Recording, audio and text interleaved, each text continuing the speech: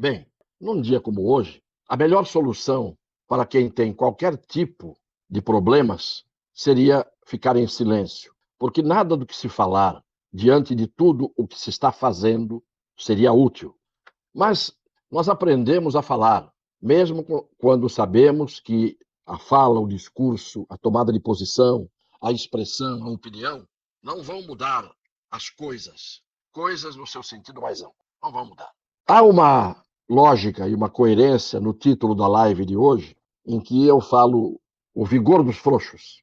Parece um absurdo, um paradoxo. Se é frouxo, não pode ser vigoroso. Se é vigoroso, não pode ser frouxo. Mas eu estou falando de uma maneira geral daqueles que parecem vigorosos e, na sua essência, são frouxos. E daqueles que parecem frouxos, mas, na sua essência, não o são. O difícil é você identificar quem é quem e quem é o quê. Num mundo como o de hoje, principalmente, mas sempre foi assim. Há uma corrente filosófica antiga, cujo expoente, a pessoa mais conhecida desta corrente filosófica, foi o grego Diógenes, Diógenes de Sinope.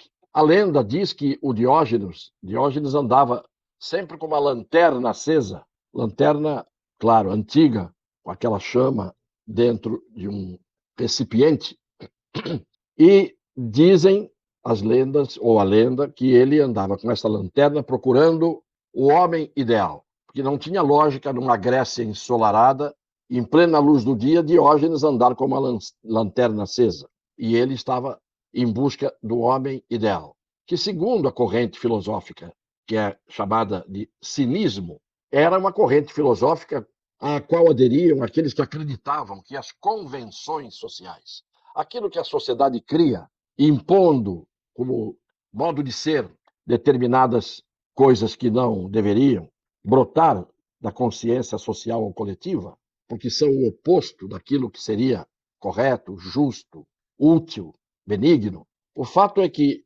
no cinismo, na corrente filosófica do cinismo, o prazer, as convenções sociais, o dinheiro, o luxo, tudo isto era absolutamente insignificante. Não era o mais importante para alguém viver a sua vida. Os cínicos diziam, cínicos no sentido da expressão que dá título a essa corrente filosófica, não ao cinismo e ao cínico no seu sentido hoje pejorativo contemporâneo.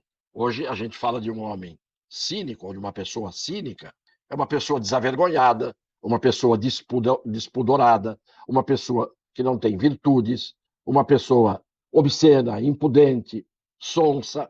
Isto é, o sentido do cínico passou a ser o sentido oposto do que significava o comportamento daqueles que se entregavam à corrente filosófica do cinismo. E talvez por isso a expressão hoje cínico tenha esse sentido oposto, porque o cínico é aquele que é oposto a quem pratica a virtude, oposto a quem despreza esses bens materiais que reinam e que comandam as ambições das pessoas, as intenções das pessoas, de uma maneira quase vilã. Então, por que eu estou falando tudo isso? Eu estou falando tudo isso a respeito do que nós estamos vendo, do que está acontecendo neste país extinto como nação, como país, no seu melhor sentido, como pátria, que é o melhor sentido que se pode dar a um país. Esse país está extinto. O Brasil está extinto, nesse sentido, porque a grande maioria do povo brasileiro, eu tenho certeza, não tem razões para ter orgulho desta pátria torta, desta pátria invertida que nós conhecemos, e cada vez mais nas mãos dos tortos e dos invertidos no culto a valores que são os opostos aos valores que dignificam o ser humano. Os cínicos diziam: não adianta discorrer sobre as teorias da virtude. A virtude é prática. Sem prática não há virtude. A virtude não é aparência.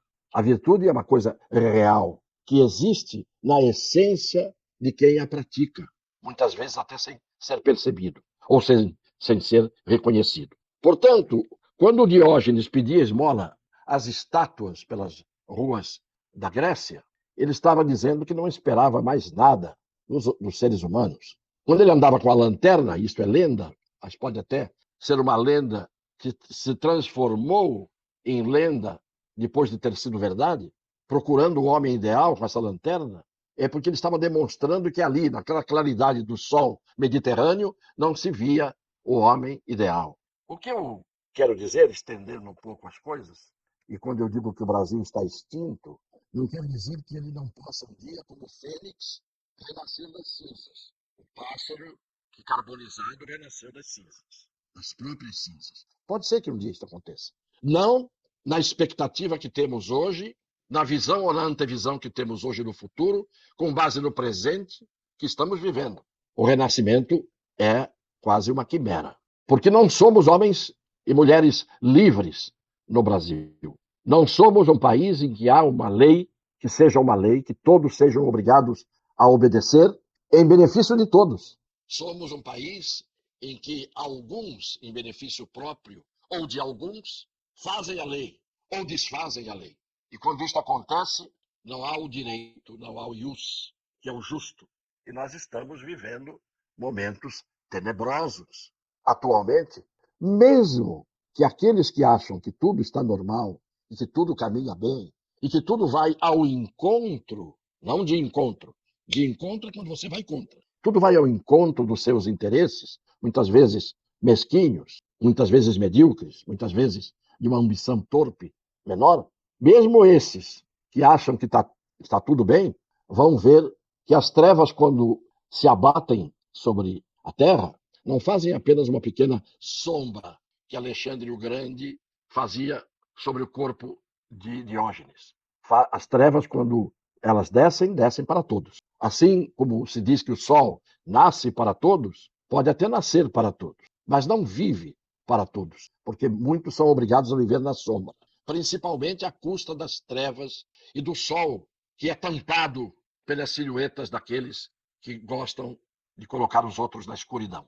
Eu sempre digo que há forças, e daí porque o título, O Vigor dos Frouxos, há forças que dirigem o mundo das pessoas, da humanidade.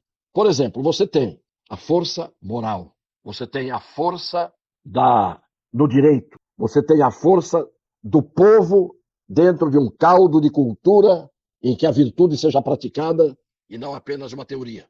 Essas forças são as forças benignas, as forças dos vigorosos. Mas você tem a força bruta, você tem a força da corrupção.